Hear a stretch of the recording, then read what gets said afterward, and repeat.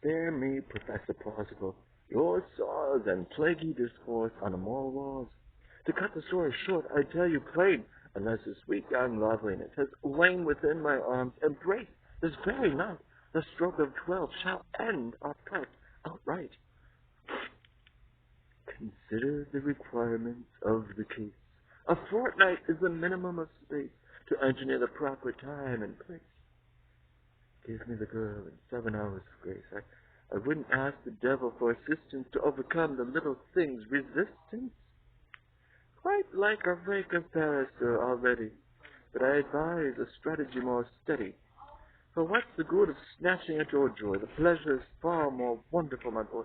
If first you make a dainty to and fro, prepare the darling with love's puppet show and pat her like a novelistic stallion after the manner of the best Italian.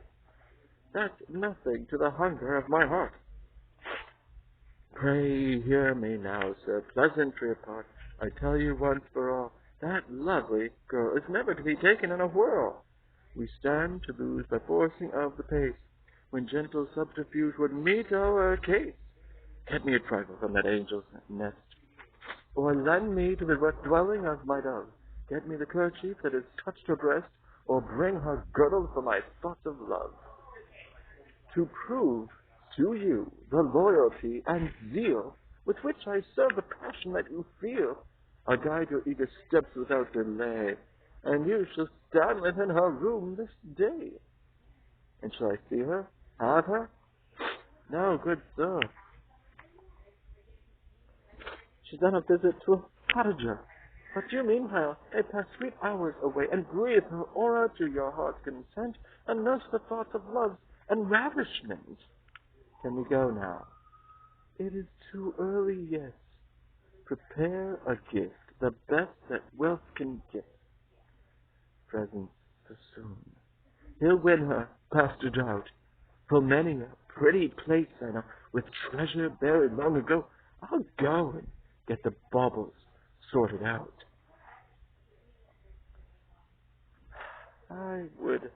I knew who he may be, that stopped today and spoke to me.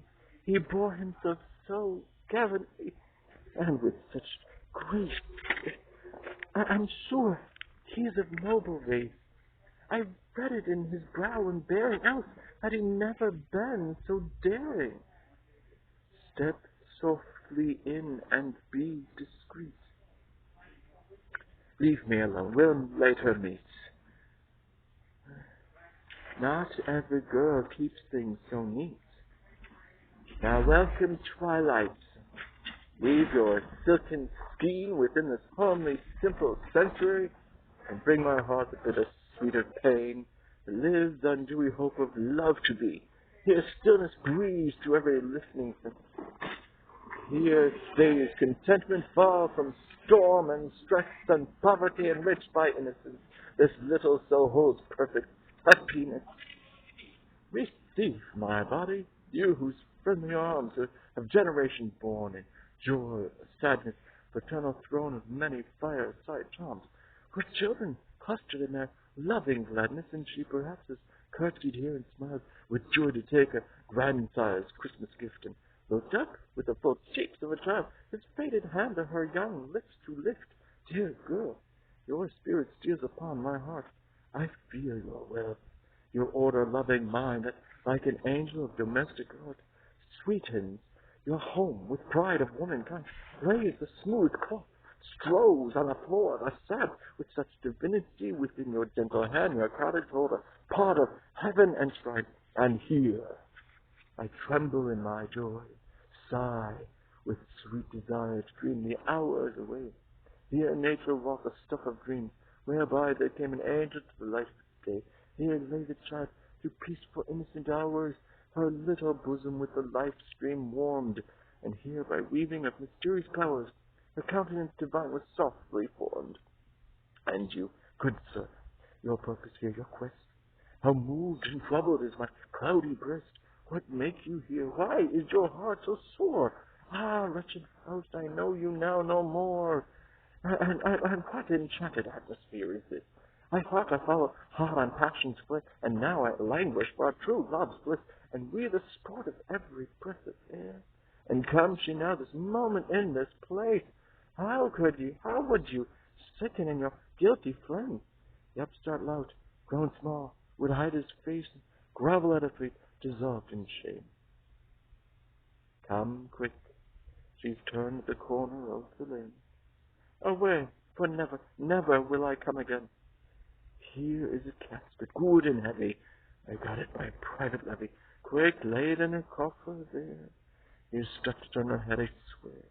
For though I put the trinkets in, thinking about another lass to win, a girl's a girl, and fair is fair. Shall I, or not? Why stand and stare? Perhaps you plan to keep the treasure. If so, please temper your caprice and moderate your avarice. Wasting my labor and my leisure, I hope it's not by greed you're led. I rack my brains and scratch my head. Away with speed, I study your desired need to win for you a lovely girl. And there you stand, and as if your lectured notes in hand, a proper professional churl, so overwhelmed one might suppose physics and metaphysics gray had come to life before your nose. Away! How close it is to sultry there. Yet out of doors 'tis not so warm, I feel it's strange, a sort of fear. I wish my mother would come home. I'm a frightened silly thing to start this with shuddering, and through their the monarch, and he was true till death. A golden cup his mistress gave him with parting breath. That was his dearest child, no other did he prize, and ever as he raised it, the tears stood in his eyes. Then came his time of dying. Well, his state was told. He left his heir his treasure, except his cup of gold. Surrounded by his vassals, a royal feast held he. High in the castle stateroom ancestral by the sea, there stood the royal master, drank in life's sunset glow, and hurled the sacred goblet to the ocean deep below. He saw it plunge and founder, and sink deep in the sea. The light sank from his vision, and never again drank he. How comes this lovely casket in my box?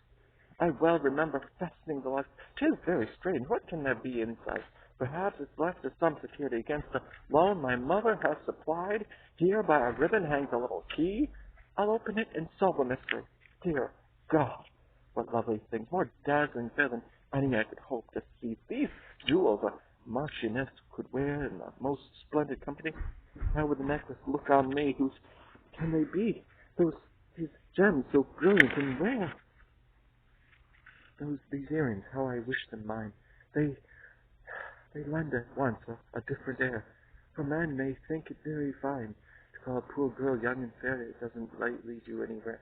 That fitting is praise we must endure. The lure of gold has power to hold the hearts of all. Alas, for all us poor.